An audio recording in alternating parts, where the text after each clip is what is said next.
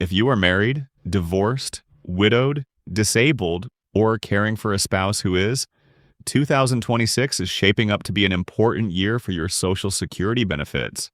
A new 2.8% COLA has been confirmed for 2026, and that raise does not only apply to retirement beneficiaries, it also applies to spouse benefits, divorced spouse benefits, surviving spouse benefits, and disabled widow or widower benefits.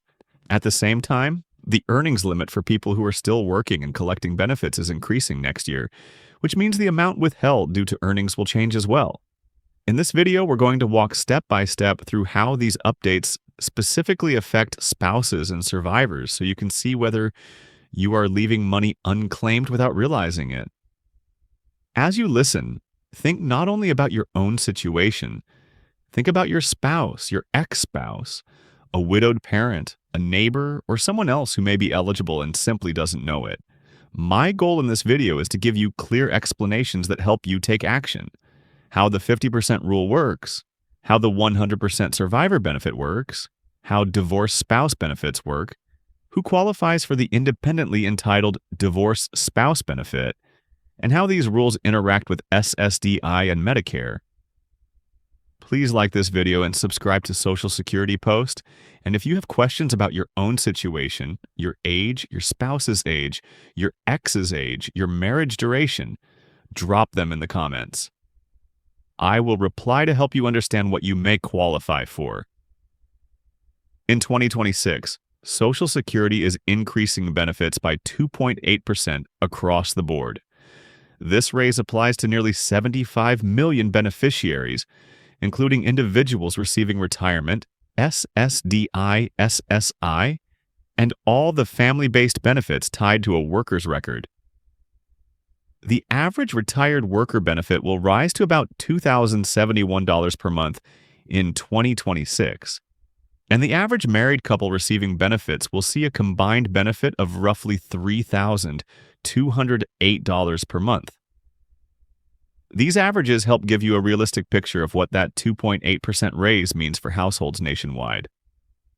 What many people don't realize is that the COLA is applied to the primary insurance amount, PIA, not the check you're getting today.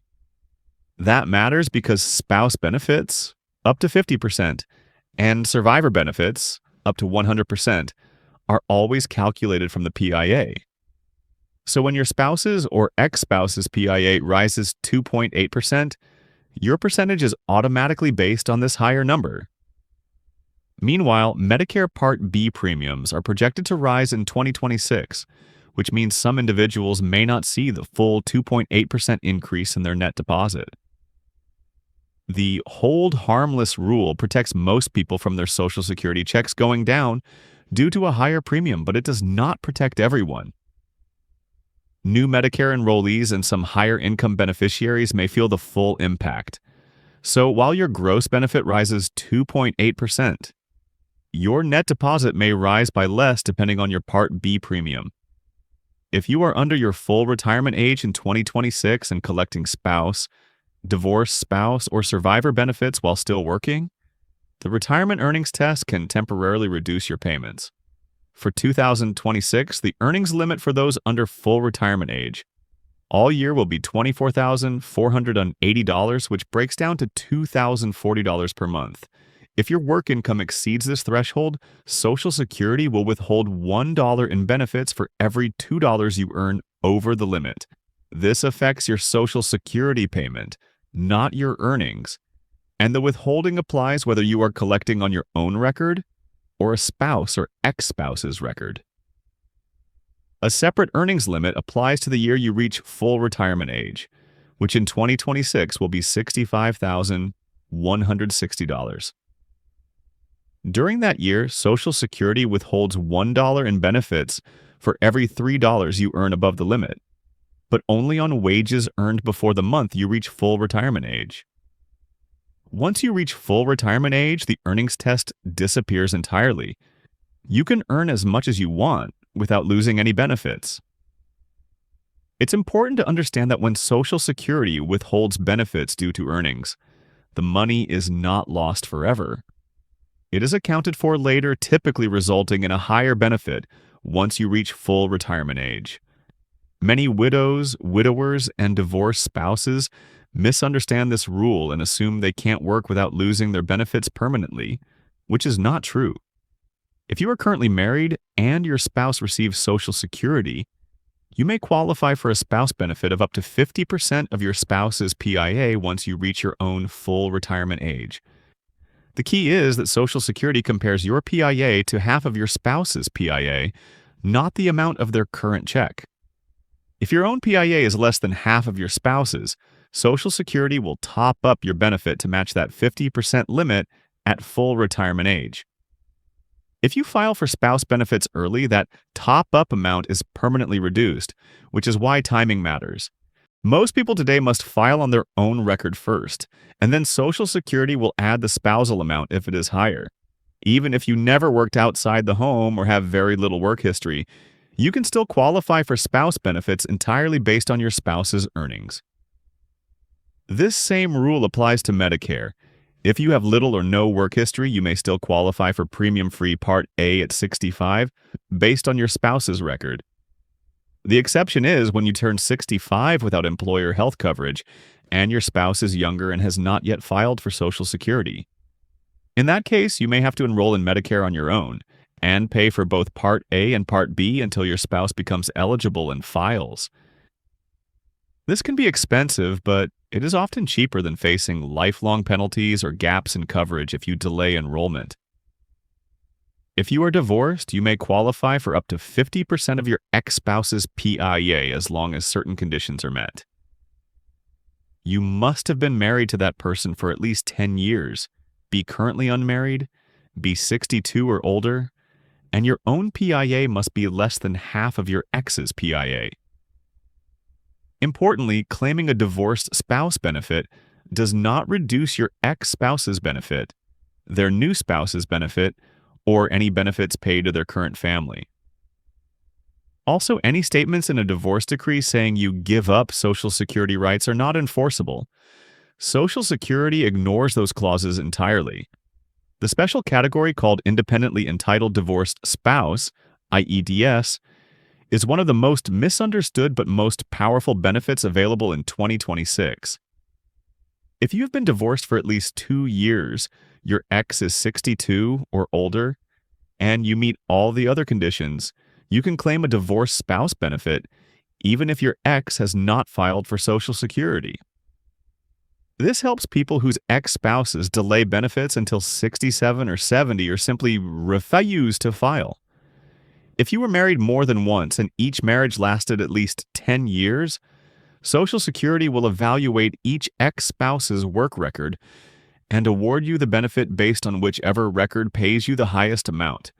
Many people who were told years ago that they weren't eligible yet may now qualify in 2026 because their ex reached age 62, the 2-year divorce window has passed, or their own situation has changed. If your spouse or ex-spouse has passed away, you may qualify for survivor benefits, which can pay up to 100% of the deceased worker's PIA if you wait until your own full retirement age. Survivor benefits can start as early as age 60 or as early as age 50 if you are disabled and your disability began within 7 years of the worker's death. If you were still married at the time of death, you usually only need to have been married for at least 9 months. If you are a divorced surviving spouse, the marriage must have lasted at least 10 years. Filing before full retirement age permanently reduces the benefit, so many widows and widowers choose carefully based on their finances. One of the smartest strategies involves switching between your own retirement benefit and the survivor benefit. You can start with a reduced survivor benefit at 60, allow your own retirement benefit to grow with delayed retirement credits, 8% per year from full retirement age up to 70, and then switch to your own benefit later if it becomes larger. You can also do the reverse, start on your own record and switch to survivor benefits once they become higher, but survivor benefits do not grow past full retirement age. For disabled widow or widower benefits, the payment is generally 71.5% of the deceased worker's PIA between ages 50 and 59, transitioning into regular survivor benefits after age 60. Many people receiving a 50% spouse benefit automatically convert to survivor benefits when the worker dies, but it is still important to verify the new amount and ensure it reflects the 2026 COLA. Being on SSDI does not prevent you from receiving spouse, divorced spouse, or survivor benefits.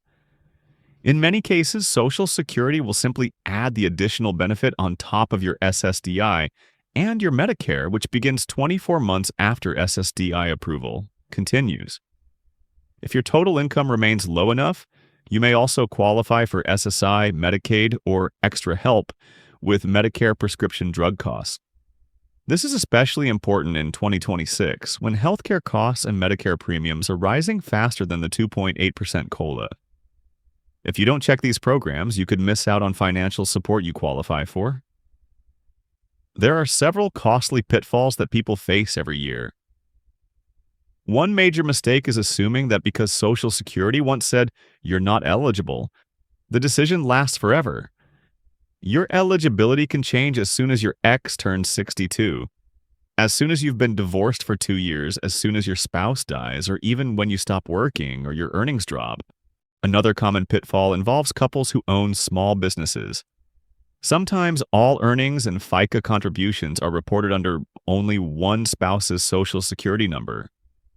This can leave the other spouse with almost no work record and fewer benefit options later, especially if the marriage ends. Finally, many people under full retirement age misunderstand the earnings test and work well above the limit, only to have their checks withheld unexpectedly. If you found this helpful, please like this video and subscribe to Social Security Posts so you don't miss the next major update. And please drop your question in the comments. Tell me your age, your spouse's age or ex-spouse's age, how long you were married, and whether you are working. I'll do my best to guide you and help you uncover any benefits you may be missing heading into 2026.